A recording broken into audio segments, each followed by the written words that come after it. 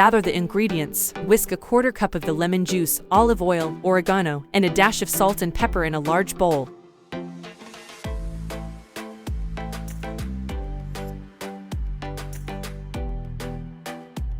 Add salmon fillets, turning to coat. Refrigerate salmon for 10 minutes. Preheat grill for medium-high heat. Brush and oil the grill grates. Grill salmon about 4 minutes aside, depending on the thickness of salmon and the type of grill.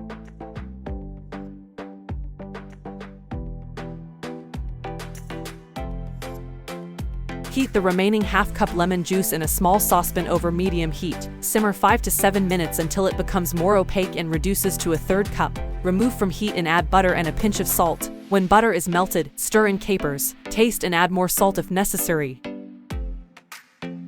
Divide salmon among 4 plates. Serve with a drizzle of lemon caper sauce over each salmon fillet. Let us know your thoughts. We really hope you enjoy this one. Don't forget to like, comment, and subscribe.